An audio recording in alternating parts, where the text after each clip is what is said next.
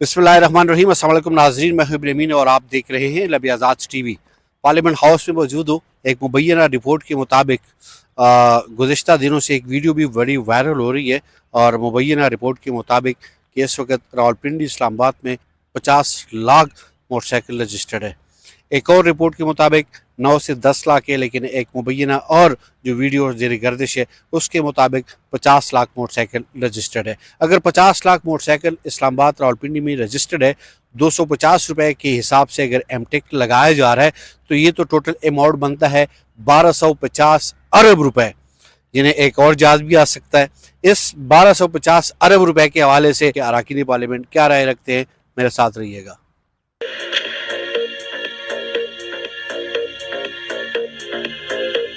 Sir, एक मुबैना report के मुताबिक इस वक्त रावलपिंडी इस्लामाबाद में 50 लाख बाइक रजिस्टर्ड है और जिस तरह की एमटेक की कहानी चली ज़िला इंतज़ामिया की जानिब से 250 रुपये पी मोटरसाइकिल लिया जा रहा है, तो ये टोटल अगर 50 लाख के साथ हिसाब लगाया जाए तो ये टोटल अमाउंट बनता है 1250 अरब रुपए। ज़िला इंतज़ामिया की इस काविश को या इस मेहनत को या इस टैक्स को आप कैसे देख रहे हैं? देखें, अगरचे लोगों की ये श्योरिटी है कि कल मेरी बाइक घूमेगी तो ये मुझे फिर बाइक देंगे। एमटेक मैं लगा रहा हूँ, उसमें अगर मुझे भी कोई श्योरिटी हो, मेरा तहफ़्फ़ुज़ हो, तो फिर 250 रुपये एक शहरी के लिए कोई मसला नहीं है। लेकिन अगर सिर्फ इन्होंने ये इकट्ठा किया है और कोई डकैती मारनी है तो फिर तो ज़्यादती है। देखिए, अगर इन्होंने एमटेक देना ही था तो फ्री दे देते थे। इतने ये वैसे भी महंगाई है, बेरोजगारी है, मुश्किलात हैं, और ये जो पैसे इकट्ठे कर रहे हैं तो कुछ कुछ तो नज़र तो नहीं आ रहा है इस्लामाबाद के लोगों को ये क्या रिलीफ दे रहे हैं या पिंडी के लोगों को क्या रिलीफ दे रहे हैं। और ये अब मोटरसाइकिलों से और इससे पे इस तरीके से आप पैसे ऑलरेडी ये जो रजिस्ट्रेशन होती है उस पर ऑलरेडी टैक्सेस ये लेते हैं रजिस्ट्रेशन की, तो वो टैक्सेस काफ़ी नहीं है। ये और एक लोगों पे एक बोझ डाल रहे हैं, डाका डाल रहे हैं और बज़ुल्म की इंतहा है इस हुकूमत से। और आप क्या तवक्को कर सकते हैं? जितना बोझ लोगों पे डालेंगे मेरे ख्याल से इनको चैन नहीं आता, रात को सोते हैं ऊपर, सुबह उठते हैं कहते हैं एक और बोझ डालना चाहिए लोग। सर, बहुत शुक्रिया, थैंक यू। 1250 अरब रुपए हैं, ये जाएंगे कौमी ख़जाने में, क्योंकि ईटेक के हिसाब से मेरा ख्याल है कि ये पैसे जाएंगे NHA के अकाउंट में, NHA के अकाउंट से ट्रेजरी में जाएंगे। और अच्छी बात है, ईटेक से ये फ़ायदा होगा, अमन व अमान की सूरत हाल में हेल्प मिलेगी, आइडेंटिफाई होगा। बल्कि ईटेक से फ़ौरन जो है कोई भी सवार जब भी जाएगा उधर से गुजरेगा ईटेक काउंटर से तो उसकी शनाख्त होगी। मेरा ख्याल है ये अच्छे इकदाम हैं। देखिए जी, ये तो आपने बहुत बड़ी कैलकुलेशन की है और मैं समझता हूँ कि जो फैसले होने चाहिए वो आम लोगों की रिलीफ के लिए होनी चाहिए।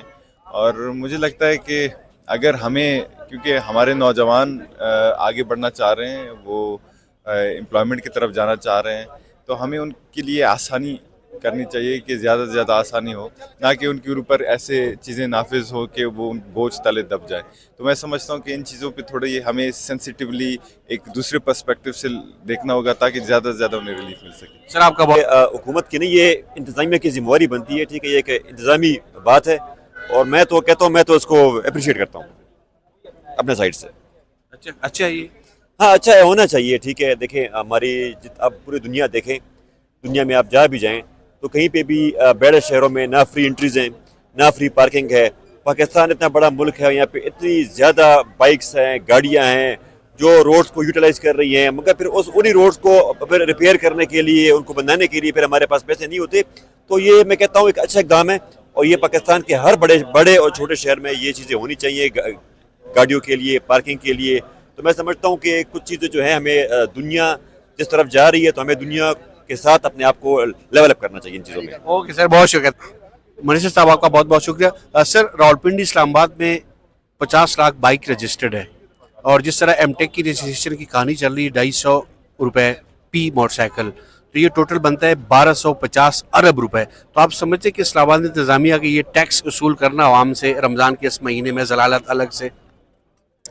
देखें, मैं इस पे ज़्यादा इसलिए कमेंट्स नहीं कर सकूँगा क्योंकि एक एडमिनिस्ट्रेटिव एक डिसीजन है जो कि अगर एमटेक का है तो इसका मेरा ख्याल शायद नेशनल हाईवे से इसका मुंसलिक होगा, या कैपिटल जो हमारी इंतज़ामिया है वो उस पर जो एक तरीक़ेकार बना रही है।